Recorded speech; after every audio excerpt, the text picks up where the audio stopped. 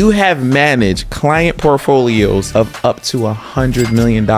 What I learned in that wealth management department is that building wealth is extremely easy. It truly is a systemized approach when it comes to wealth building. Start with what you have, though. I literally started with one. I learned a lot of stuff that I know in real estate, not from a book. I just literally did it. I was literally on my hands and knees laying flooring while my friends was at the club. I saw a lot of poverty, and I said, you know what? I'm going to change the trajectory of my life, but also my lineage and my family's life.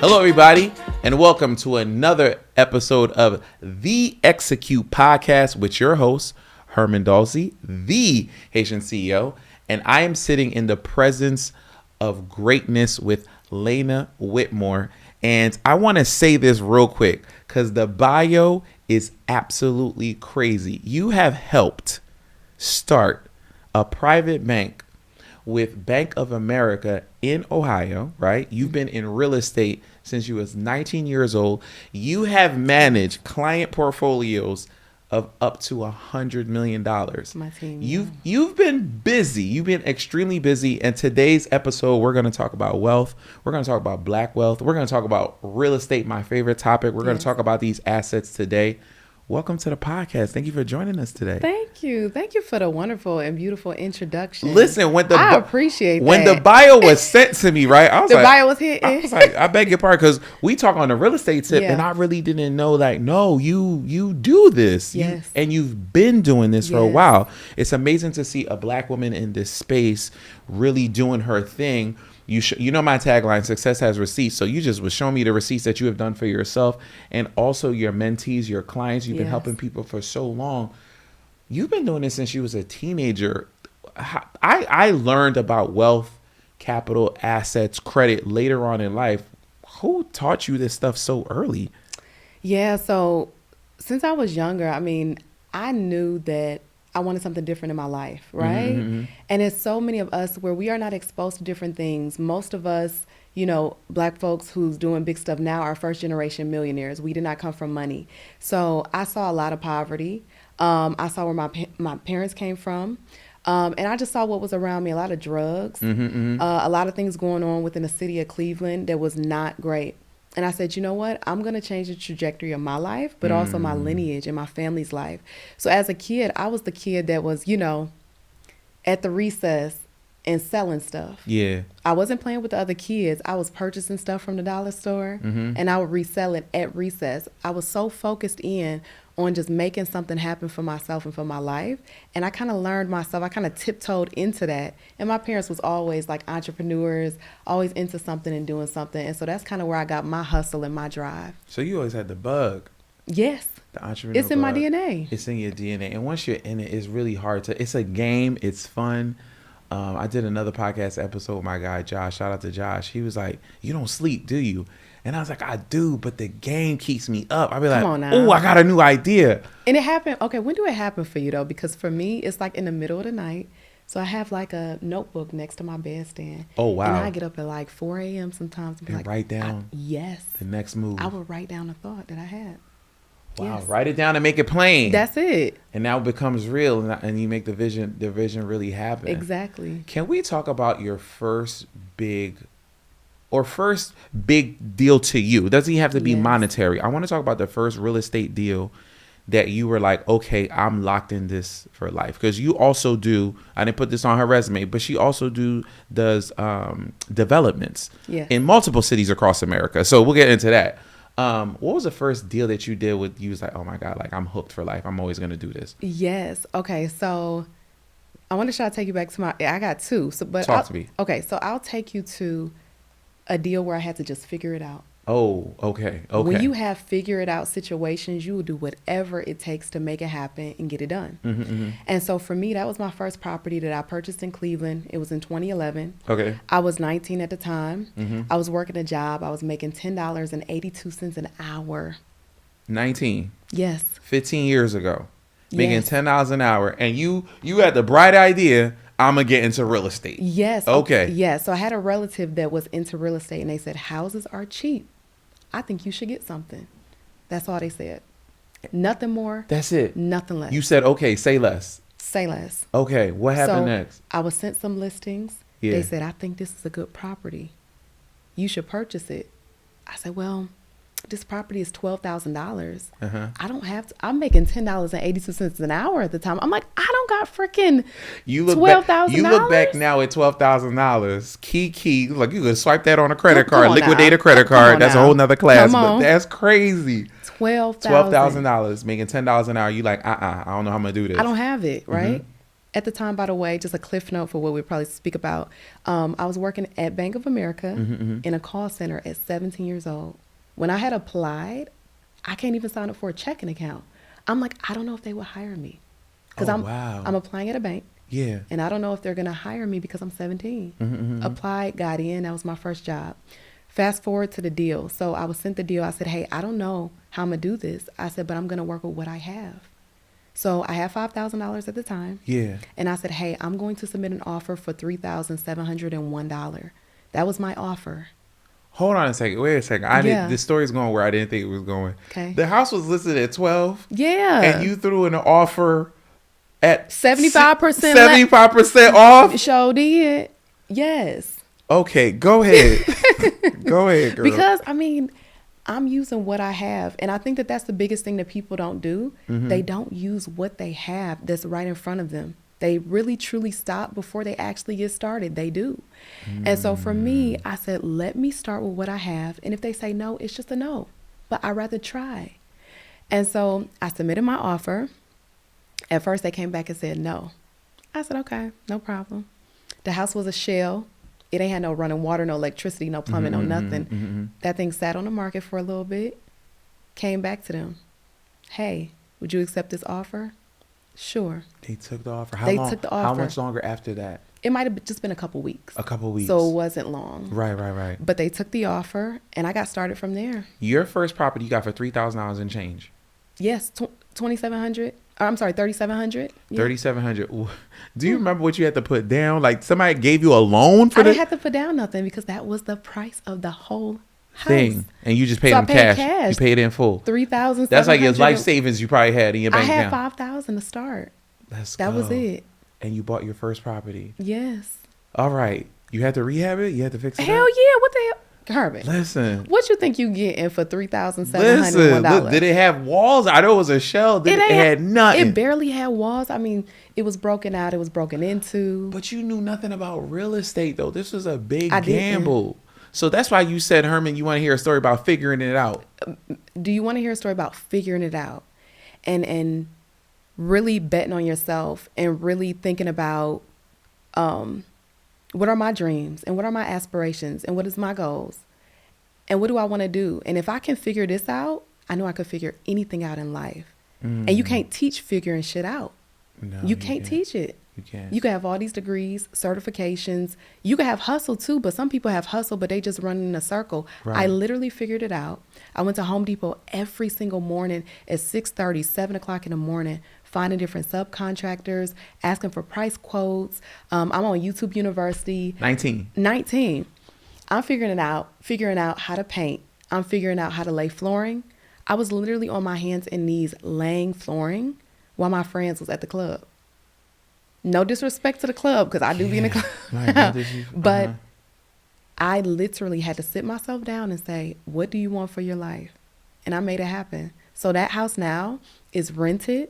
That house now is something that I refinanced during the pandemic. That house now is worth like $160,000. Podcast over. I'm just saying. Over. I told you at the top. Yeah. I told you at the top of the podcast, I'm sitting in the presence of greatness. We didn't even talk about her starting a private bank with Bank of America in Ohio. We didn't even get there yet. All right. Presence of greatness. Yes. So you still have that asset right now. Yes. So having something in your portfolio for almost 15 years, that's unheard of. Why did you keep it for so long? Yeah. So I'm actually considering selling it. Breaking news. Okay, breaking news. Why? I didn't have this baby for so long, right? You got everything you needed out of it. I got everything I needed. It's not sentimental though. It I is, couldn't give it up. Which is why I kept it for so long. When I had to sell my first property that I ever got, it was very difficult for me to do. I did the whole house hacking thing, got the multifamily, cash out refi, and then used that money to put my down payment for my house in the suburbs. I was like, let me just sell it, but it was very painful to sell. But damn, 15 years, bought it for $3,000, worth $160. You got everything out of it. You been Section 8ing it. You rented it out. So I rented it out for all of those years. I never really truly had vacancies unless we were actually fixing up the property. I ran Airbnb out of it. I ran travel nurse businesses out of it. So I have literally tapped this house for like a lot of different things, like money. I've made so much money from this house. Wow. Yes. Wow. So it is very sentimental, but I do think as a business owner, you have to know when to move on. You have to know when you can literally take this asset, you can sell it, whatever, you can take the profits and proceeds and do something else with it. Maybe I'll purchase another house, but it might be in the suburbs versus it being in the inner city. Right. So maybe retention for tenants might be a lot better if I decide to go that buy and hold route again. Okay. But that's my baby. That's your baby. Okay. I want to talk about everything that was in that bio. Come on, I need to talk about Bank of America. You played a key role. Yes, I did. In Bank of America, starting private banking in the state of Ohio. But you just threw me a curveball because you said you started in a call center. I did. All right, listen. Like you got to talk to my little black girls out here that listen to this podcast. Yes. How, Shway? How? Okay, so listen. You start no matter what. That's what you do. You start no matter what. You do not take no for an answer, and you do not try to answer the question before you actually apply yourself. Had I tried to answer the deaconess. Okay, go ahead. All right. She just saying now. Go ahead. Okay. Had I tried to answer the question for myself of, well, will they hire me? Well, they probably won't hire me because I'm 17. I can't even sign up for a checking account at this bank, so why would this bank hire me? Hire you. I didn't try to answer the question for myself. I just applied and let God do what he was going to do. Okay. They let me in this bank. And at the time, I wasn't even paying attention to the application. I think I was so young. I said something like I was from Cleveland, Oklahoma. Forgot to select Ohio on the application. Wow. Nervous. And they still hired me. So that was first. When I started to scale my real estate business after I purchased that first property, there was a season where tenants stopped paying. There was a season when I had roof issues. There was seasons where I had somebody call down to the city. They reported the house, the first house that I spoke about. And the city gave me a violation on the property and said, hey, you had to get this roof fixed. If I didn't get it fixed, you get all these fines, all of the things. I didn't have money at the time. So I said, you know what? I need something sustainable. I need to go into some type of field and get me a little bit more money. Fast forward, Bank of America was hiring for an executive assistant at the time in global wealth management. That's one division where they handle businesses that have between 50 million and $2 billion. So I was working in that division under a market executive at the bank in that department first for 2 years. And then I went to an event in Indianapolis. I met the only black executive that was in that room. It was me and him. We was the only black folks. I was in an environment where it was mostly white folks. Yeah. So when we met each other, I went up to him. I shook his hand. I said, great to see you in the room. He said, likewise. Little did I know, a couple years later, the bank would ask him to come to Ohio and start Bank of America Private Bank, which was originally called like U.S. Trust. Okay. But they rebranded to Bank of America Private Bank. You know who he tapped on the shoulder to help him build out that market? Because you was in the room. Because I was in the room. And when he used to come to Ohio, there's a thing called public and private side in banking. And anybody who knows banking knows what that means. The public side folks cannot be on the private side divisions. And that's a big thing. So when he used to come into town from Chicago, because he's from Chicago, but he was at Indianapolis for an event. When he would come into Ohio, he would be looking for a space to sit. It was hard for him because everybody was under the public side. That is so interesting. The private side. Yeah. Okay. Well, I made sure that he had a space to sit. Even if I put him on like a separate side, put him under a guest pass, if you will. But I made provisions the right way to make sure he had a place to sit. And that just goes to show that relationship capital, relationship currency means a lot, because little did I know. So when he was asked to come in and build out the wealth management department, he tapped me on the shoulder, doubled my salary, and gave me bonuses on top of that. And I was traveling.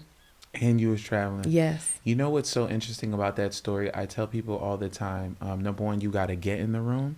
But number two, once you get in the room, what do you do when you're in the room? And you clearly bring in value to him. He did not forget that. He didn't forget it. He didn't forget it. And he didn't forget me. Can you tell me one or two things that you learned being on that side of wealth, being on that side of money, and being on that side of access? Yes. So building out the market, you learn a lot of different things. I'm talking about, I order every computer, every monitor, every SIPC signage, every type of material you could think of when people would take their SIE and Series 7 and Series 6, like 66, like everything. What I learned in that wealth management department is that building wealth is extremely easy.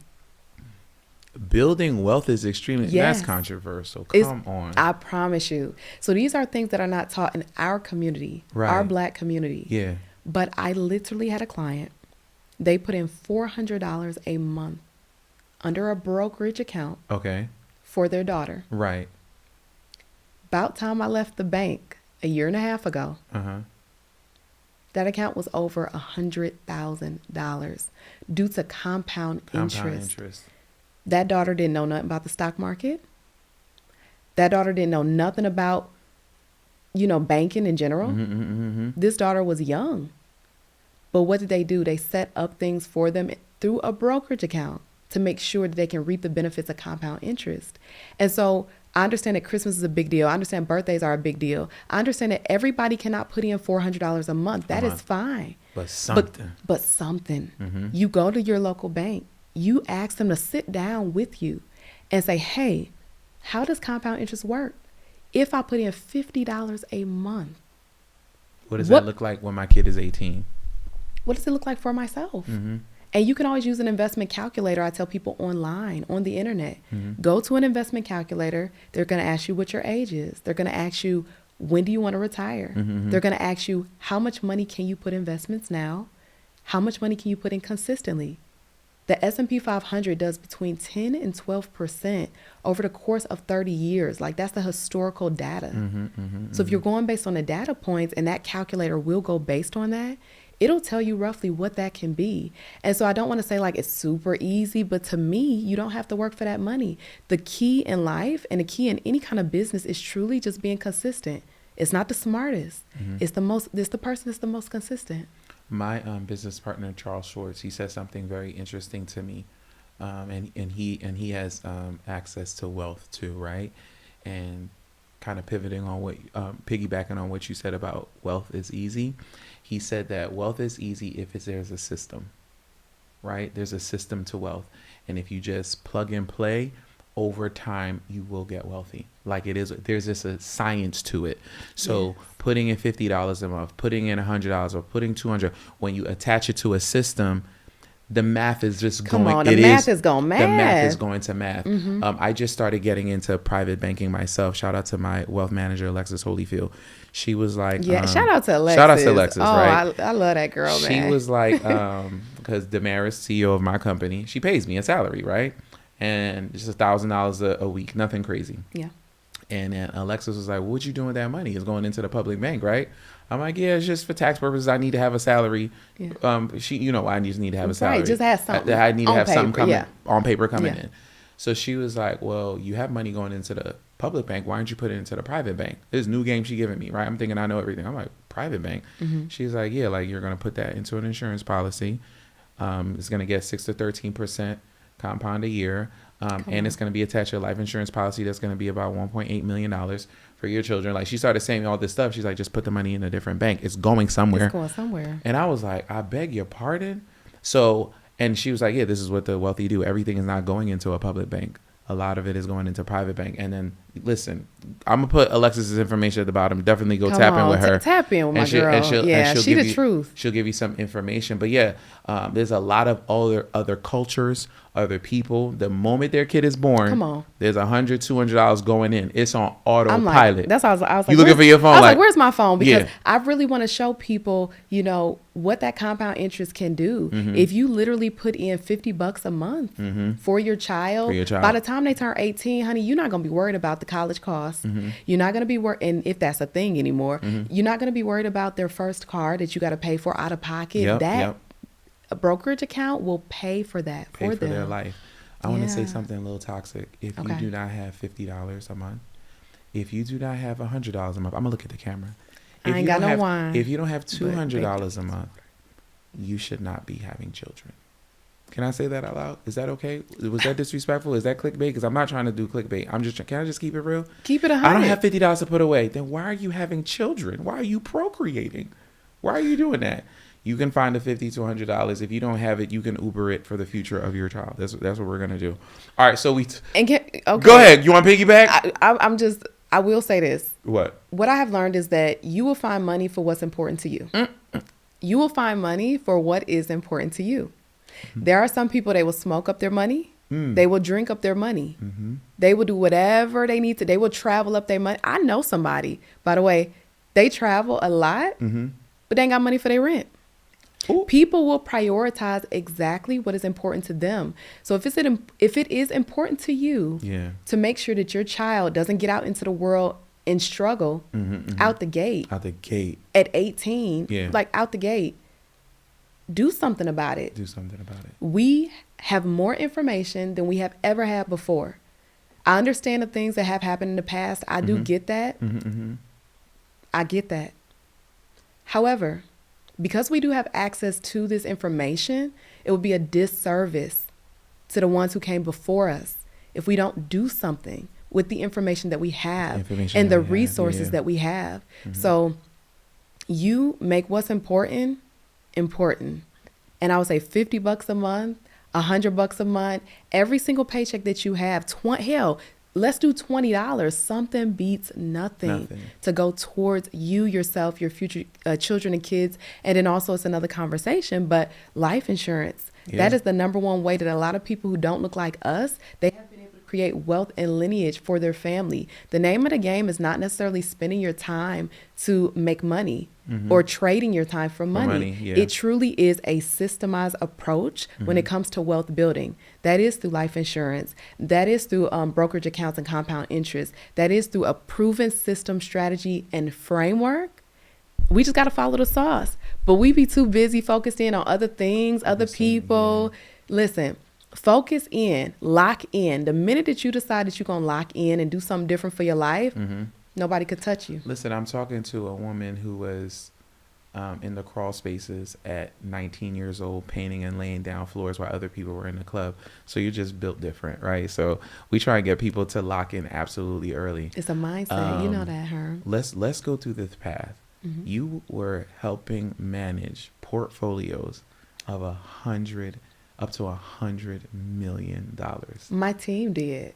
Wow. The team that we built out, that is crazy. They had to go out and get the book of business. How do you get those clients? Like, do you have to, does Bank of America send you these leads, or you have to go out and shake hands and kiss babies for people to trust you with their money? Sure. So I was not a financial advisor, but I helped build out the entire division and department with the team, with the portfolio manager, with the trust officer, with the relationship managers. I helped build out that entire team of people. I was the first hire of Bank of America Private Bank, Ohio. And then we built out Cincinnati first. Then we did Cleveland. And then we started to trickle into Columbus. We didn't finish it out yet. But I actually decided the phone numbers for both private banks in Ohio. But how that works is you go out and you get a team. You might go to other competitors as well and say, hey, who is their top PCA, private client advisor? What can we offer that private client advisor to get them over into our division? After we get them over into our space, you go where the money is at. You go where the money resides. And that's the thing that people can do in their personal lives as well. Stop being around broke, Ninjas, right? I'll say it, right? That's really interesting. Go where the money is. Go where the it'll money rub is. off on you. You'll learn some things. You go to the wealth events, you go to the charity events, you go to the silent auctions. That is where people have money at. You start to mix and mingle with them. You start to network with them. You start to take them on lunches and breakfasts and dinners.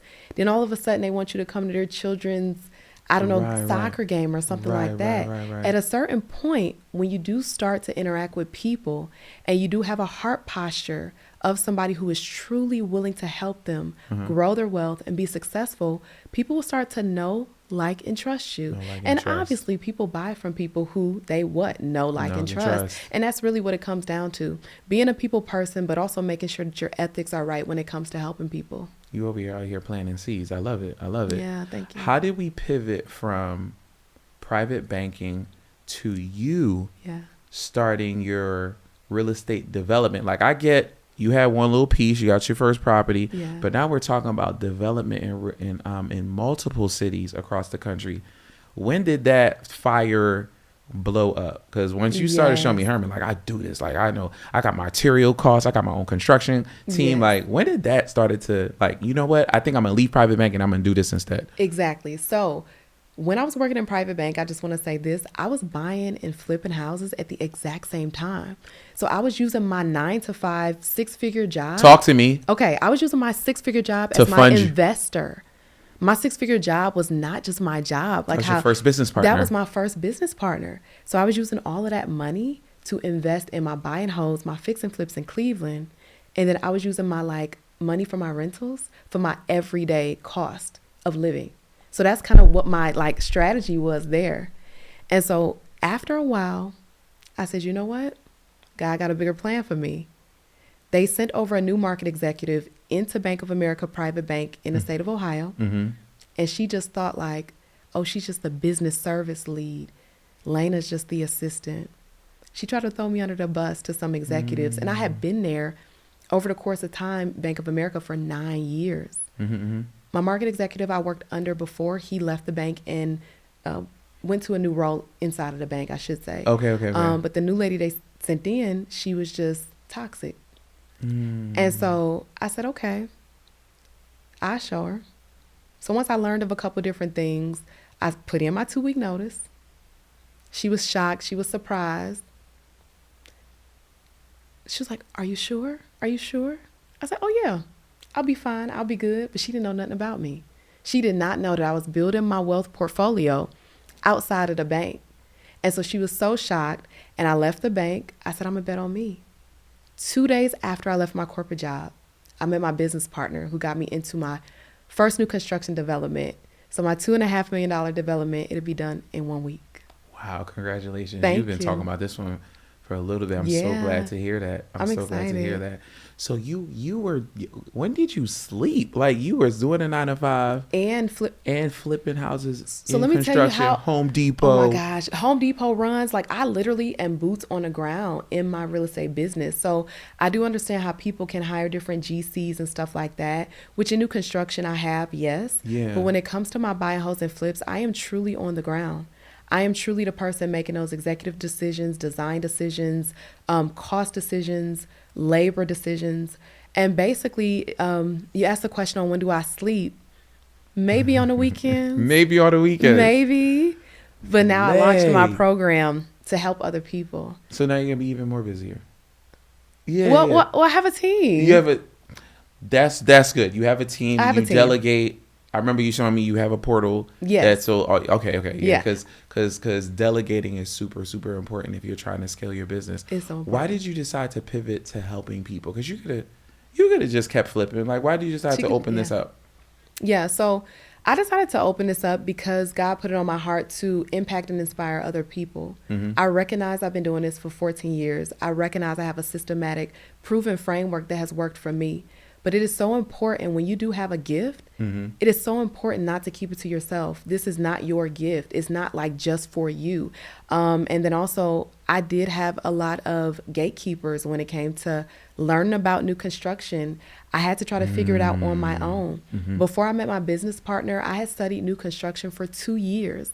And I was literally trying to do the same thing I did with my buy and holds. I was trying to figure it out by myself. But I said, with new construction, you cannot do that.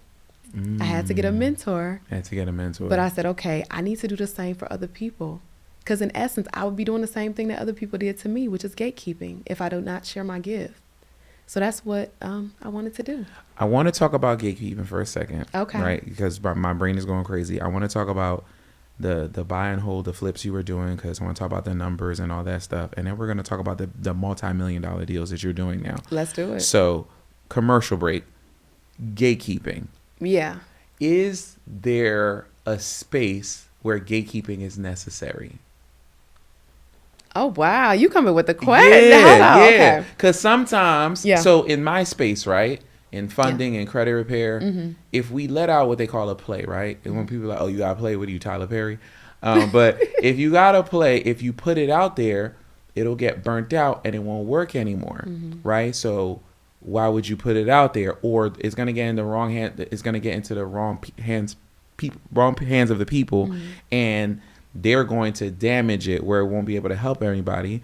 Or sometimes you're like, yo, I'm just going to give it out and it is what it is. Yeah. So is there a time to gatekeep and is it a time to not? Or you're just like, no, I'm just going to tell everybody no matter what?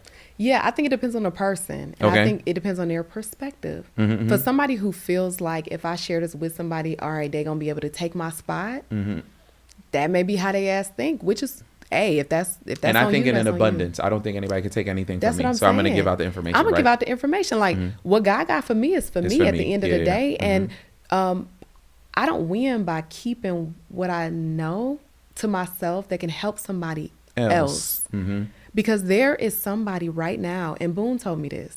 He said, there is somebody that is waiting on you to share your gift so that they can get to the next level. Right.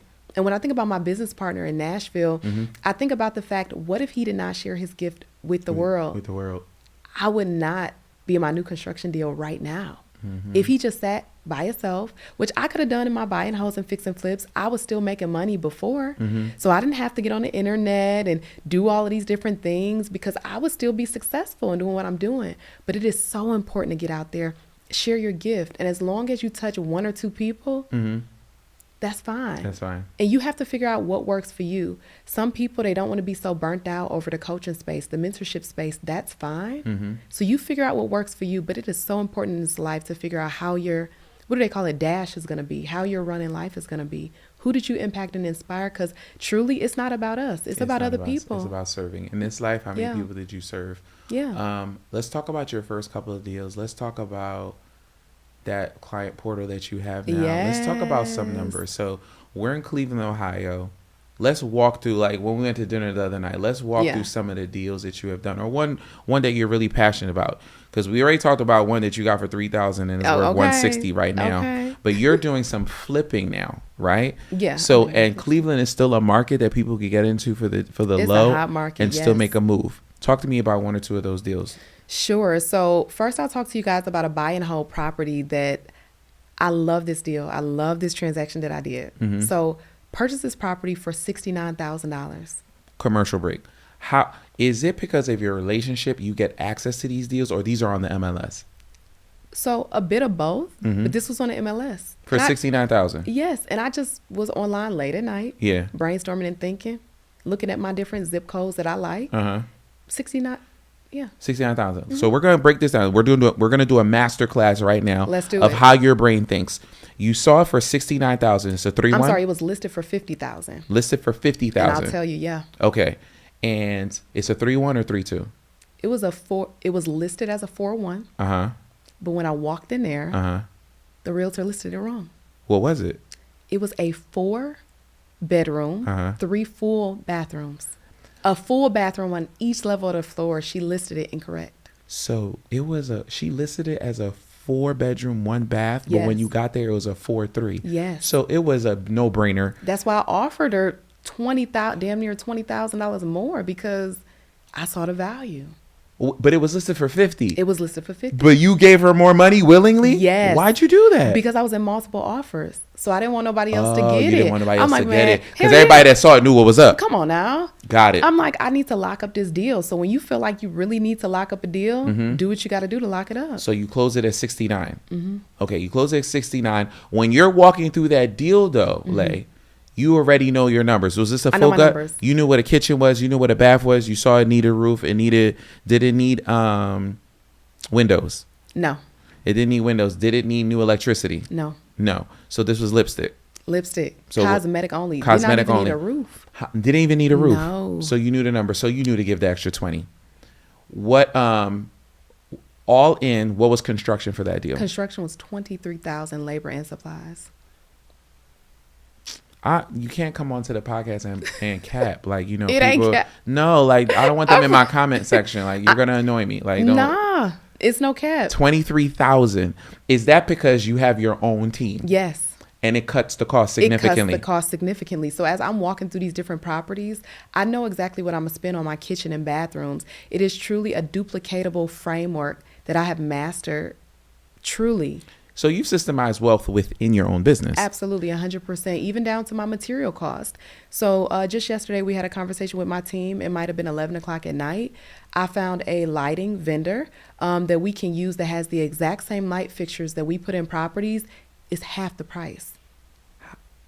Half the price? Half the price. Where we was paying maybe $40 or something like that for, let's just say, a light fixture. And we have light fixtures where we pay more for, but that same light fixture was like 23, 21. So you basically found a wholesaler, or nice. And now you got that in your pocket. And now you got that in your pocket. So honestly, the biggest thing in your business is to always SIM. Simplify and improve. That is the biggest thing that you can do. SIM. Simplify and improve. And I learned these strategies by being in wealth management and by building out the private bank market. I took what I learned from building out that business into my own business. If $1 billion company can SIM, simplify and improve their business, as a small business owner, you for damn sure need to be sitting down and trying to save, your coins. Because that's where the profits are. Absolutely. And that's how you increase profits. Of course. Without passing it on to the customer. Let me see what I can do here. 100%. Okay. So and you pass it to your team as well, like in the form of bonuses, because you want to reward people for the great work that they do. Oh, yeah. Yeah. When you take care of the people that make you money, they will take care of you. And they don't work for you. They work with you. With you. Verbiage is super important. Come on now. Verbiage is super important. Yeah. You were all in. So you got 23 kitchen and bath. Yes. You said there was 3 bathrooms though. Exactly. I don't believe you. Yeah. I'm gonna tell you my secrets, my hacks. Go ahead. So let's break down a bathroom. All right. So one of the bathrooms had a horrible tub, a horrible shower surround. I sent in my tub reglazing guy to reglaze the whole thing. The whole thing. Surround and the tub. Boom. It's white. It's fresh. Add some black hardware to it. It's done. That cost $1,000. So you didn't rip out the tile? No. And so that's the biggest misconception with these properties. People try to over renovate. We got to stop that. Like, stop doing that. You spending money. You're wasting time. You're doing more than actually what you need to do. Now, it does depend on the market, but in the Cleveland market, they just want neutral, clean, affordable. Neutral, clean, affordable. Yeah. Know your market. Know your market, because Atlanta could be different. LA obviously could be different when it comes to flips. Yeah. But for this property, no, simple and clean. Okay, Yeah. so we're in for 23. It looks like we all in for 93K. 93K. All right, tell us the number. What did you sell it for? What did you list it for? Yeah, so this property was a hold because it has so much value and so much power to it. I feel like in the future, added value. So I purchased this property in an area that's gentrifying in Cleveland. It's near Cleveland Clinic, all of the hospitals, the schools, stuff like that. So the ARV on this property was $205,000. After repair value. After repair value, $205,000. And you're in for $93,000. $93,000. And it is worth $205,000. Yes. So we're gonna get granular for my people who are taking notes. Yes. You, going back to understanding the market, you saw what the neighborhood was. When did you make the decision, like, I'm not going to flip this, I'm not going to hold it? At what point during the process? Was it at the beginning? Was it at the middle while you was doing construction? Or when you were about to list it, were you like, you know what, I'm going to keep it? When did you make that decision? Yes, sure. But first, before I answer that, me as an investor, I am very conservative, which is why, I haven't lost that much money in real estate over my 14 years. I have not, because I'm very conservative. I have to have at least 2 exit strategies in order to purchase a property. If it doesn't have 2 exit strategies, I will not do it, because I don't want to be caught slipping. So either we're going to have to refinance this or we could sell it. or we got some other strategies, but it got to be something. It got to be at least two. That being said, when I was looking at the market during construction and I'm seeing these houses go for 200, 230, 250, I said, okay, instead of flipping this, I need to hold on to it. And also, I want to negate like taxes too. I don't want to pay a big ass tax bill on the flip. Yeah. So I said, no, I need to hold this. This house will probably, in the future, I mean, it might be worth $350,000, $400,000 Nice. in the future. Yeah. Being in that neighborhood. Being in that neighborhood. So I borrowed out of it. I refinanced out of the property. So I was able to grab my money out of the property plus more. I did 75%. Cash out refi. Let me ask you something about the cash out refi play. Because people talk about that a lot. 205, don't make me do math. What is that? 75% of that? So I was able to get $147,000 out of the property, but I had to pay $10,000 in closing costs. So I had to, like, after everything, I got like 137. 137. But the loan was still for, remember, the loan was still for $147,000. Right. Okay. Got you. So hell, they might have gave me 70%. So Right. somebody do the math. Somebody in the comments do the math. All I can tell y'all is this. I was able to get $147,000 minus the 10 that I had to pay in closing costs. So 137 to me, $10,000 in closing costs, but I still had the debt for $147,000. But you were all in 93. Exactly. Got you. Exactly. So in that strategy, I put a tenant in the property for $1,800 a month. Okay. And what was the note? The note is $1,200. So you were cash flowing immediately. Your cash flow is $600 a month. You have the tenant paying the debt, and you still got over $50,000 worth of equity in that property. No brainer. It was a no-brainer. Hell Rinse and yeah. repeat and do it again. Come on now. Wait 1 second. I'm sorry to interrupt, but I had to take 30 seconds to let you know about this amazing mentorship Bellastone Academy that we have. Listen, the guests that are on the show, they actually come to our class and teach our mentees everything about crypto, real estate, credit repair, funding your own business, setting up a trust. Listen, AI is the future, and you need a coach to teach you those things. Inside of Bellastone Academy, you have access to all these coaches, and all of our classes are live and in person, and you get the recordings of these calls. We don't meet once a week, twice a week. We meet up to 9 times a month, and I don't want you to miss a class to elevate yourself. Click the link in the YouTube description. Our classes are only $50 a month. That's only $600 a year to change your life. Let's get back to this amazing episode. I'll talk to you soon. What about the strategy where people just, they just take what they put in? So you were in 93. Why didn't you cash out 103 and the 10,000 closing costs? So listen, I put in 93. I'm going to cash out 93. I'll just have a bigger cash flow. What is the give and take, or is that a thing, or should you do that? When should I do that? What about that strategy? Yeah, so it depends on the investor, right? So that works for some investors to just cash out what they put in and that's it, and they leave the extra equity. For me, I want the extra leveraging power. If the tenant is going to pay the debt anyway, I'm going to take that extra money and invest in some other properties, other businesses. Keep the portfolio growing. Exactly, but that's just my strategy. That's your strategy. It's similar to people who have equity locked up in their houses and they do not tap the damn equity. I will not understand that. If you have equity, because we understand leverage, that's why. Correct. Yeah. But if you don't tap the equity, what you got, 100,000, 200,000 just sitting? So now we got to talk about structure, because this is a masterclass. Please take notes on what we're talking about. Is this house in your personal name or your business name? No, absolutely not the personal name. Absolutely not? Absolutely not. No. So how'd you purchase the property? In the business name? Absolutely. Yeah. 100%. Wow. Yeah. Go ahead, talk. I'm gonna let you go ahead and do your thing. Okay. So you purchased it. I'm trying to give you the 1-2 minute answers here, but go ahead. It's a lot to say. Go ahead. Do your thing. I'm just telling you. Do your thing. With this property, I probably shouldn't have done this, y'all, but I did purchase it in cash for the $69K because I knew I wasn't going to be in the renovation process for that long. The one thing you got to take a commercial break. What do you mean you probably should not have done it? So you feel you should have took out a loan? I could have, just to have like my cash as my cash.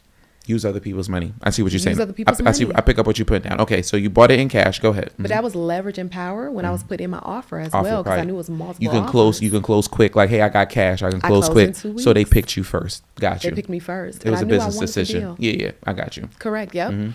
And so I knew I wasn't going to be in this property for long. So I typically flip properties within like a month to 3 months. We not in for that long. 90 days in and out. Yeah, and the reason being is because the comps are extremely important when it comes to the ARV of the property. Yeah. If your ass is in a property, and listen, now I'm not judging nobody, but if somebody is in a property for 9 months, 12 months, The ARV could change. your The damn neighborhood could comps change. that you pulled when you first Did the deal. did the damn deal is not the same, which is why we lean in on that 1 month to 3 months. We in and out. We in and out. And you're leveraging again, this whole conversation is about leveraging. You are Yes. leveraging your good relationships, having your own team, Yes. shaking hand, kissing babies, getting better deals on materials, right? That's the work you got to put in that they're not showing on HGTV, right? Come on now. They're not showing that work, that extra work that you have done, which is super, super dope. So it's in your business name. Everything is protected. Do you have a trust? Yes. So is the LLC under the trust too? Yes. This is crazy. Is it hard? I get this question a Because lot. I worked in wealth management. Like, that's the thing. You got a history. Can we take a little commercial break? Yes, Real? yes. The thing about it is it's so many damn people to where you are exposed to these things, but you don't implement what the hell you've been exposed to. So what are you doing with these life opportunities that you have had?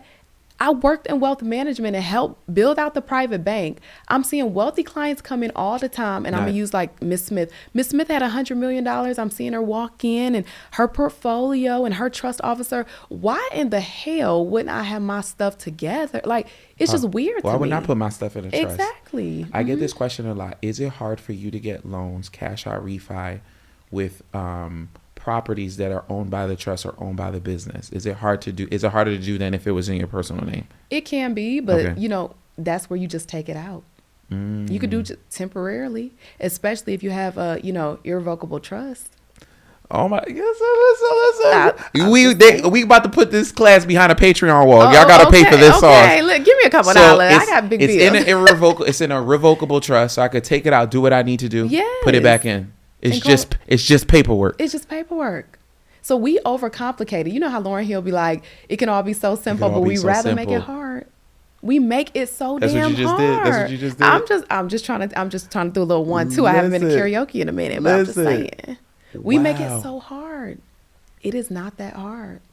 That is crazy. That is a good gem. Thank you for that one. All right, so you kept that property. Do you still have that property now? Yes. It's still rented. Did you raise rents? I didn't raise rent just yet. So I'm strategic on that. When do you too. make decisions on when to raise rents and when not to raise rents? So that is so interesting. I do understand sometimes you have to make business decisions because it's about numbers. Mm-hmm.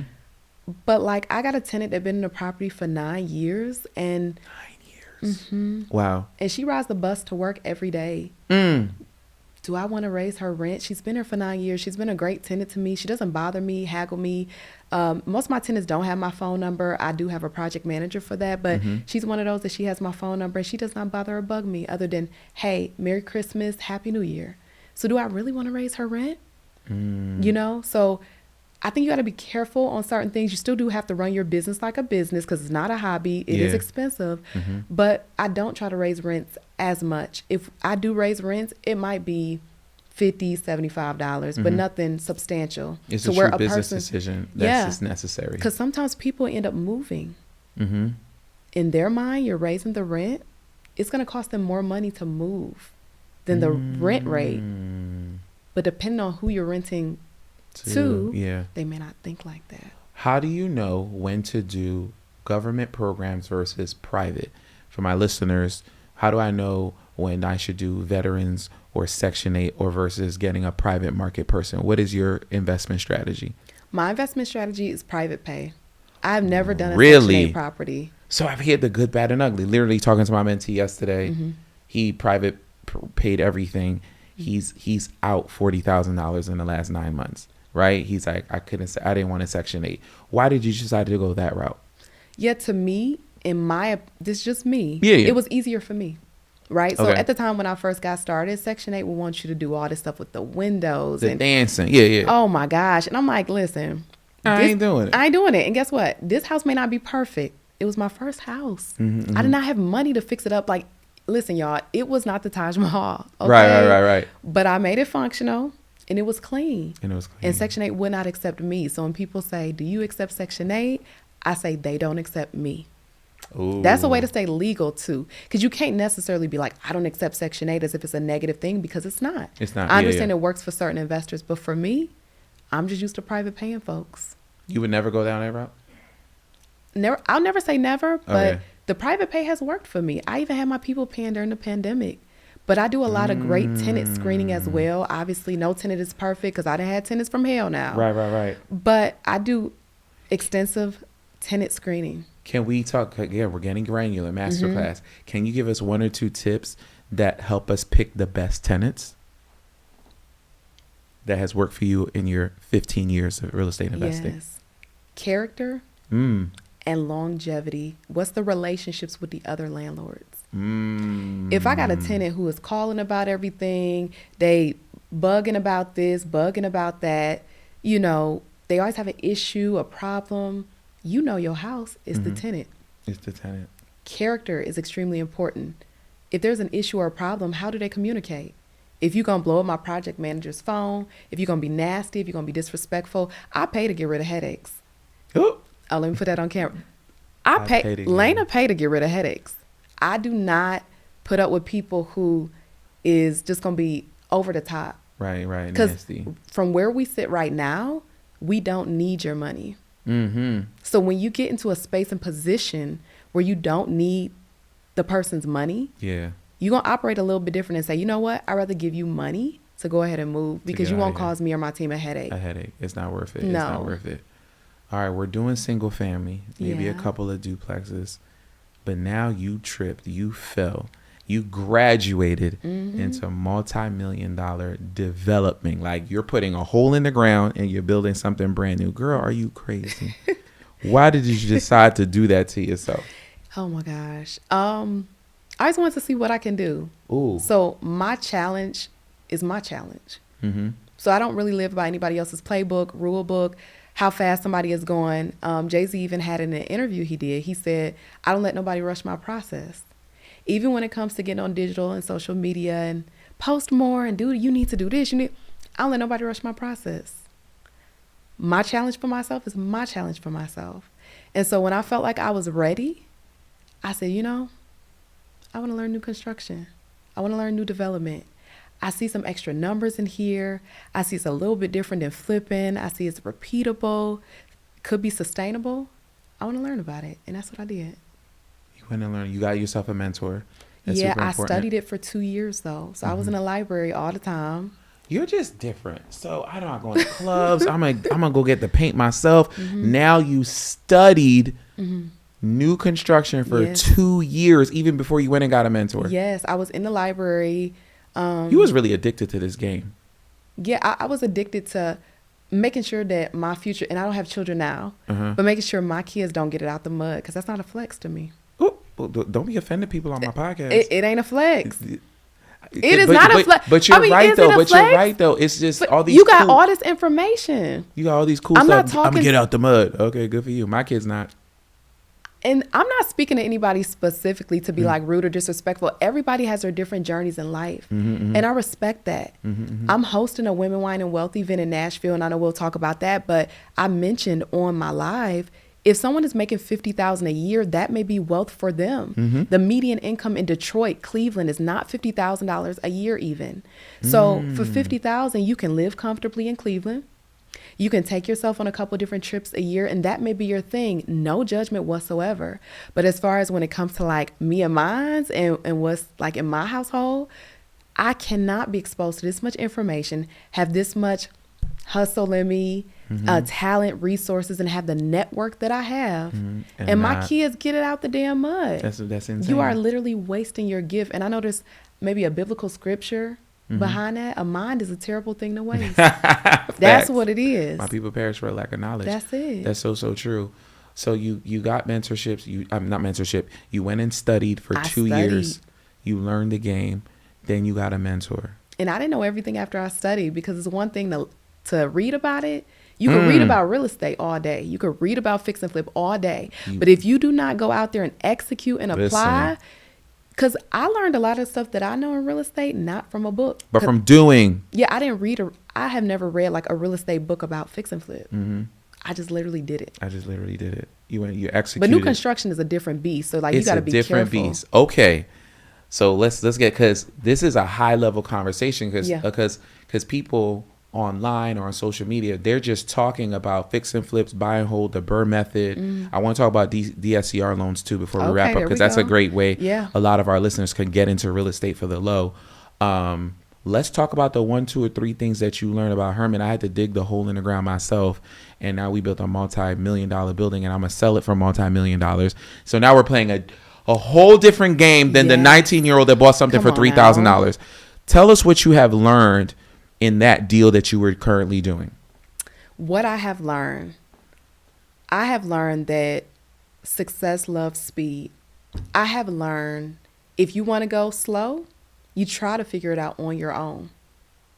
If you want to go faster, you get a mentor and somebody who has done it before. Me figuring it out on my own, it helped me start, and I scaled that business. I've done great things in my Cleveland business. But with the new construction game, what I learned from that is that shit is expensive. I knew you was gonna say the word expensive. No, it's expensive. Man, what? Beat your ass. Come on now.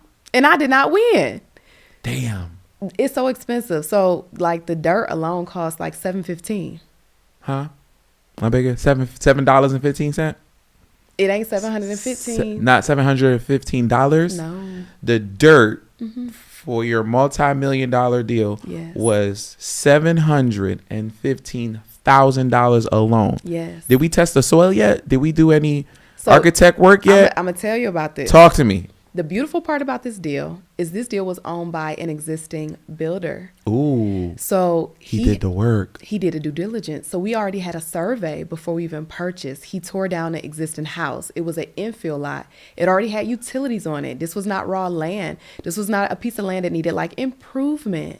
This is a piece of land that was owned by a developer. He couldn't get the financing on it, and he sold it off. But we got a lot of preliminary work on that property, or that dirt, due to his work he did. So, all right, we're going to get granular because I know they want to ask these questions. We're doing a masterclass. Okay. If he didn't do the work, what do you think that dirt was worth before the preliminaries were done? What could you have gotten if you had gotten to the deal before he did? Yeah, so he got it for $500-something thousand. $500,000.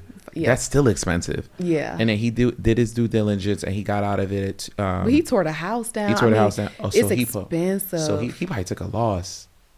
If May he tore the house down. Yeah, because I don't know what his numbers is, but yeah. Okay, so he bought it for $5, sold it for $7.15, but a lot of preliminaries were done already. Yes, which helped. Yeah, which helped a lot. Yeah, especially when it comes to permitting and stuff like that, right? Because if you are just purchasing dirt and you need a survey on it, etc., that takes time. It takes time for your surveyor to come out. They have to schedule you. Some surveyors are a month out, 2 months out. Come on. I was originally going to do a Cleveland build prior to me doing a Nashville one. Yeah. This surveyor was like 2 months out. And I was like, damn. So I ended up exiting the Cleveland build because I'm like, I need to do this Nashville and when one. we're talking about money, time matters because I got loans out. I got investors' money in this. Like, that's scary if just the surveyor... I ain't order windows yet in the framing. That's scary. And think about the debt on that too. The debt on that. Yeah, and you got to put 20% down for that dirt. Well, at least the deal that I did. Who's financing dirt? Hard money lenders. Hard money lender. Yes. So you and hard money lenders that have funds as well. So you had to finance the dirt with hard money lenders, but they want their money every month. Every month. So if you got somebody taking a month to get to you, think about that. So you're paying 2 months. If it was a Cleveland deal, you're paying a month or two and making a payment on that. Yes. That's scary. It's scary. But now, hold on. Let me say this. Cleveland is a little bit different now because I purchased the Cleveland dirt for $10,000. $10,000, right? Yeah. And then here I go. I exited my Cleveland development deal I was doing. And I had already paid for surveys and everything. So I took an L on that. But it is what it is. I wanted to go into Nashville. Where the profit margins was a bit higher. Okay. And yeah, so the note on 715 is totally different. It's totally different than 10K. All right. So holes in the ground. Where do we start first? After survey has been done, soil has been tested, the pipes are ready in for sewage and stuff like that. We framing? Oh no, you're not framing just yet. We're not there yet. Oh God, see, you ain't there you yet. can tell I'm watch cable and I don't really do this in real life. It's okay. You could tell. That's can you what help I'm us here for. out? I can help you. Okay, talk to me. Well, you gotta put your silt fence and stuff up first. Silk fence. Silt fence. What's that? It's a fence that goes around the perimeter of the actual lot because you want to make sure that you're keeping all of your materials within the confines of your lot and the neighbor is not complaining. Okay. And you want to make sure you have your construction box on site. Construction box. What's a construction box? Construction box is extremely important because that's where all of your permits are. That's where everything concerning the property is. So when them inspectors come by, that has to stay on site. I can't keep it in my truck or something. So the paper, I got to keep it. It should stay on site because if an inspector come by and they ask for your permit and it's not there, or you digging for it and stuff like that, they can shut your job site down. Okay. They don't have this on TV. All right. What's next? You do your framing. You do your framing inspections. You make sure you got the insulation in the property as well.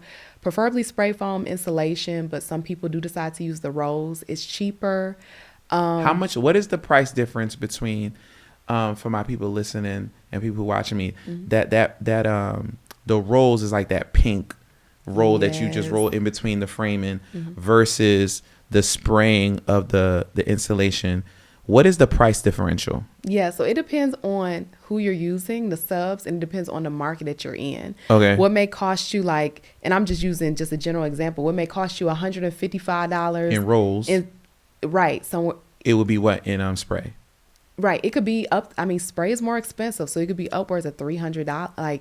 It could be almost triple. Yeah, and by the way, they do it per square feet too. So there's different variations when it comes to the pricing. So I would really encourage people, don't take a New York scope and try to pin it up against your market. You need to specifically go into your market and see what the numbers are there and base it on that. Commercial break. You know your stuff when it comes to your Cleveland market. Yes. You know your contractors, you know your workers. You knew that when you walked to that property, it was going to be $23,000. Yeah, I estimated 25 and it came in at 23. At 23. Does that math, not necessarily the math, of course, does that know-how work the same way in new development? Actually, did you know it, so you knew your numbers, you knew what it was going to be? Yeah, so for my Nashville project, I used a general contractor. Shout out to Triple M Development. But I used a general contractor. So on that, it's just build cost. So what you want to look at is how much is this house going to cost me to build per square feet? That's the biggest thing. And then after that, you'll be able to dig into your numbers. So what we use is a pro forma, and that's where you're able to say, okay, purchase the dirt for this. This is going to cost me XYZ per square foot to build. And then after that, okay, this may be my profit margins. Now, when you are in a new construction development property, things do happen to where you might have to spend additional money. So the cost per square foot could go up. Similar to flips, things happen. Things are uncovered behind walls. Price could go up. But the key thing is just to make sure you had the general numbers. Second commercial question. When you are starting from the jump, what does a developer feel a good profit margin is? 20%, 30%? What are you happy with exiting? 20%. 20%. Yeah. That's it. Yeah. Wow. And some people is lower than that. But again, it depends on the developer, right? And that's worth it? A year's worth of work is worth it, the 20%? 20%, yeah, because you got to think about it. If you can do it in volume. So new construction is very systemized. Yeah, and it is. It's scalable. You're not uncovering things through walls. You are literally your numbers starting are from your scratch. numbers. Yeah, your numbers you start are from your scratch. numbers. I like that. I like that. I like that. I like that. Okay, so and think about if that 20% is like $500,000. $500,000. You see what I'm saying? So and you're doing 2-3 at a time. Yeah. I see what you're saying. So it just makes sense. If you have to leverage the relationships, then it's a no-brainer. Come on now. Yes. In this world, does having good funding partners matter? 100%. Is that what? Because I have a good friend of mine. I'm not gonna tell his name, right? Because he has. Tell me on the side if he got the sauce. I'm gonna tell you. So his sauce. I'm gonna tell you his sauce. His sauce is because he's like doing new development. He's doing every type of real estate you can imagine. And I'm like, and he's young. He's like 33, building stuff out the ground in Philly. Wow. I'm like, how are you doing this? I put him to the side. I was like, how are you doing this? He's like, you want to know my secret? I was like, what? He doesn't have a hard money lender. He has a really, really rich backer. Private money. Private money who's giving him rates at like 3-4%. Wait, now? Now. He in 2026? Now, I asked him this question 5 years ago, right?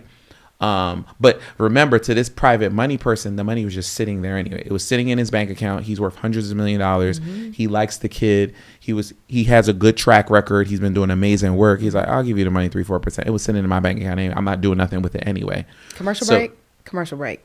Go ahead. Some people have money, but they are not great operators. Not to say the gentleman wasn't, because obviously if he's worth hundreds of millions of dollars, he know how to do something.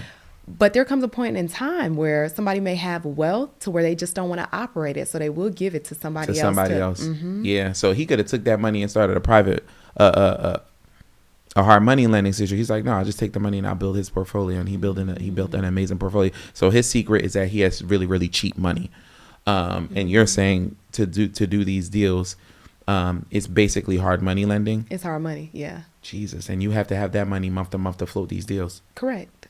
Yikes. Yeah, but also there's ways in new construction where, for example, like there's overages that are put into the construction cost to help with the monthly built payment. In. Sometimes it can help with the monthly payment, but if it does not, like builders need that overage cost, like it could be upwards of 15% that they need to put in there to just make sure that they can actually cover the build cost and not have to come out so much out of pocket if something does go left. So that is a thing, and there's strategies around it too. Can I get in your personal business? Okay. This deal that you're doing right now, all in, what were you all in? Oh my gosh, Herman. What? Oh, we gotta ask, he did say all in my business. I asked permission to get in her business. Herm. I asked permission. I mean, we want to know, like, we in 1.5, 1.7. We are we in millions? Are we under a million? Oh no. I wish we was in for $1 million. Oh my gosh. Jeez, if we're in above $1 million, but we're gonna sell it for multi-millions or yeah. Okay, so we are in it for like close to $2 million. This property will be sold though for 2.6 million, between 2.5 and 2.6 million. Do you want to do this again? Yes.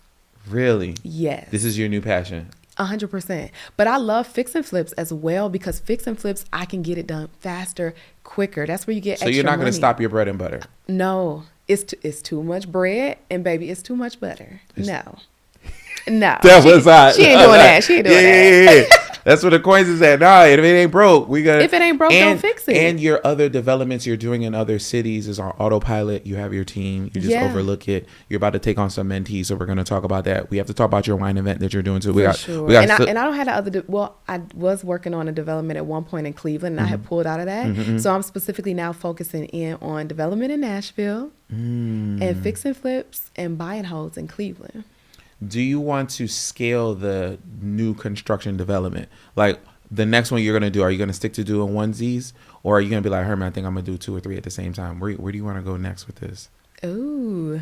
Or is that like, Well, I think for me, I'm so which is why I haven't lost that much money. I'm so conservative though, to where it's like, I might do 2 at once. You might do 2 at once, really? Oh, right? Yeah. You like to be conservative. Yeah. Are you afraid of the market where things are going, or at that level of the market, it doesn't really affect your business?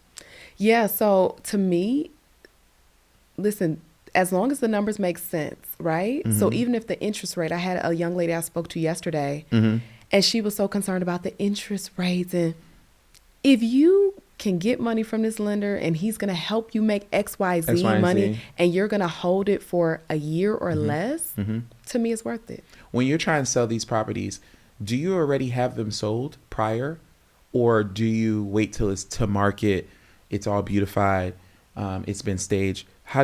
What is your strategy in terms of selling this thing? Yeah, so you can do a pre-sale. So it actually is listed for pre-sale, and it was listed for pre-sale like last year with a realtor. Okay. Yeah. Is it cheaper when it's in pre-sale versus No. what?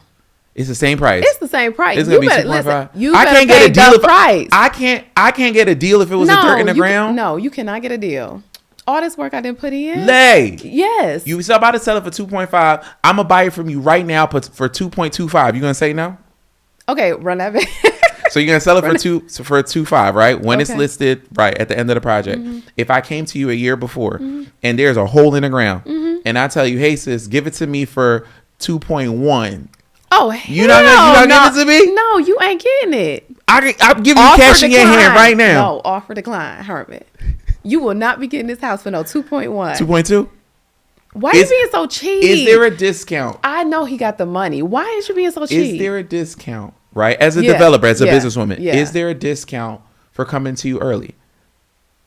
No discount because you're like, no, I want to sell it for 2.5. I might as well wait. $100,000. You talk about $400,000 off. What? I got 100,000. That's it. That's all I make it. I'm putting you on a plane back to Philly today. tonight. So can I ask you another personal question? Okay. Or I got her permission. Okay. Boss lady. Yes. You have been grinding since you have been 19 years old. I have. You sound really, really busy, boss lady. You see where I'm going with going with this. I do. At the level where you at, where do you have time for a personal life to date, to talk, have children? You are making a conscious decision in all areas of your life right now. Yes. To my women who are trying to do everything, be everything, and have everything. How are you doing this? Sure. So first and foremost, that is not sustainable, ladies. That is not sustainable. I do not desire to be the rushed woman. I do not desire to be the hurried woman. I do not desire to be the woman who is always doing every single thing. I believe in delegation now, where I didn't so much in the past, but I'm still woven inside of my business. When it comes down to personal life, I think that that's extremely important, which is why, like my done for you offer, I'm only working with select people. I am not in a business on taking on 100 clients, trying to get all these people signed up for my mentorship and program. I am not that girl. I understand there's people out there that do that. No disrespect to them. It's just not Lena. I want to be intentional about who I work with, who is serious, and who really truly wants to make an impact in their own life. And so for me, with my business model, I'm literally going to slow things down. Although I'm offering my mentorship, coaching, done for you, fix and flips, all of those things, it literally is about having that boundary because I do want to make way for personal things. I do want to have children within the next maybe 2 years or so. And it's going to be extremely important for me to be locked into that, just like is locked into this. Ooh. Because without that, I mean, something is going to suffer, and I wouldn't want it to be like my kids or family. Okay. And I was raised by a single mother. You know, she caught 3 buses to work, 3 buses back. She made it happen for us. She was rushed. She was overworked. She tried the absolute best she could. Shout out to my mama. Right. But I'm like, I don't want to run like that. I don't want to run that. It's not sustainable. I choose not to. I choose peace. And also, I don't want chaos. I love my life right now. I am in the airport. I am traveling all the time. You going to Vietnam? You going to Korea? Yeah. Like tomorrow? Right. Tomorrow. Yeah. And, you know, hell, I like to have a good time now. I didn't do it in my 20s, but I be in the club too. Okay. Because you worked for this. I worked for this. I'm in the club, but I'm having a good time, and I didn't made something of myself. But family is extremely important to me. So I'm only going to take on select clients. It's not going to be too much. Right. I'll continue to do my real estate business. I have my boots on the ground. I have my project manager on the ground. I'll continue to do the things I'm doing, but it's going to have some balance to it so I can live and enjoy this life. Life is not to be endured. It is literally to live. And that's what Lena intends to do. I love it. Tell me about this. You're doing a woman and wine something. Tell me about that. Yeah. What are you doing? Yeah. So this is a women, wine, and wealth event. Women, wine, and wealth. I love it. Women, wine, and wealth event. Okay. Y'all, I am so excited about this. Okay. This event is I'm super intentional about it. This Women, Wine, and Wealth event is happening at my mansion in Nashville. So you guys will be able to come and see this $2.6 million house. That is dope. We are doing a full event. I mean, we're going to have wine and chocolate pairings. We're going to talk about real estate. We're going to talk about my story. We're going to talk about wealth management and wealth building. We will give you practical and sustainable things that you can do right now to start building wealth. I am aligned on this event with my sisters. I have Jewel Tankard, which is an OG in real estate. She's a Black woman that has over 260 doors. Wow. I'm aligned with her on this. She will be there. I'm also aligned with my sister Tiara Noir on Instagram. You'll be able to find them. And she specializes in wholesaling. She specializes in helping people get into their first properties with little to no money when it comes to the wholesaling and the auction route. So both of those ladies will be spearheading that with me. We'll be at the mansion. We'll have food, charcuterie boards, catering. We even have a waiting to exhale moment. A moment. You know what's corny? What? That it sounds like no men are allowed to come to this. That's crazy. It sounds like a whole vibe. Like I feel like I want to come. It's gonna be so. When I say this is gonna be lit, like, and then we're gonna be turned up at the end of the night. Wow, at your own project. That's At a proud. my own. I'm Man. very happy for you. This is Thank going to be you. super dope. When is the date? When is this happening? Yes. So the date is February 20th Okay. through the 22nd. Women, Wine, and Wealth event weekend, you guys. So the first night, we're going to do a 4-course dinner at a private restaurant. The food is so good. The second night, we are going to do the Women, Wine, and Wealth event. That will be with Jewel Tankard and Tiara. But also, I have 9 special guests. You busy. It's packed. 9 special guests that's coming in, influencers that are my friends, my dear Right. friends. And it will be an amazing event on Saturday. I love Sunday, we're going to take you to some properties. We're going to let y'all see exactly what we into, what we doing. We'll show you some new construction. We're also going to show you some fix and flip properties in Nashville. The fix and flip program is in Cleveland, and I'll tell you why again. But that'll be the scope for you to see exactly what a fix and flip project looks like, and also the projects that I like to do, which is cosmetic properties. You are. That sounds like an amazing weekend. Yeah. And you're showing these women that it is possible. It's possible. Start with what you have, though, and start with one. And So start that's with my one. motto. Yeah. I literally started with one, And you got addicted. and I got addicted. You haven't looked back. No. You haven't looked back. Do y'all hear the multiple cities that she's been in? Cleveland. She's in Atlanta now. She's in Nashville. Like And I lived in Miami for 6 months. See, by the way. like you've been. This is crazy that you are. That's why I told you she's been nationwide with this. She's been in different markets, so you kind of understand this game at a different level, which is Yeah. super, super, super dope, and I appreciate it. Where can everybody find you? Like, if they want to come to the event, we're gonna put you're gonna give me the link so I can Yeah. put it in the YouTube description. But if they just want to follow you, they want to continue to watch your journey, or they want to tap in with your mentorship program. So like, hey, I got some money in the 401k, let me invest it. How can they connect with you? Sure. So how you can connect with me is to go to my Instagram at FabLana, FABLANA. And then also you could check out my website, lenabuilds.com. And if you are interested, and this is what I tell people, if you are interested in a done-for-you fix and flip program, where it doesn't cost you that much money to get into the property. We're talking about Cleveland properties for less than $100,000 acquisition point. They don't believe me when I say it. If you are in New York or if you're in California, the acquisition point is going to be so much higher. So much higher. The Yeah. renovation cost, it will cost you less than $40,000 to flip a house in Cleveland, when you come through my program. I love it. We do it for you. We find the deal for you.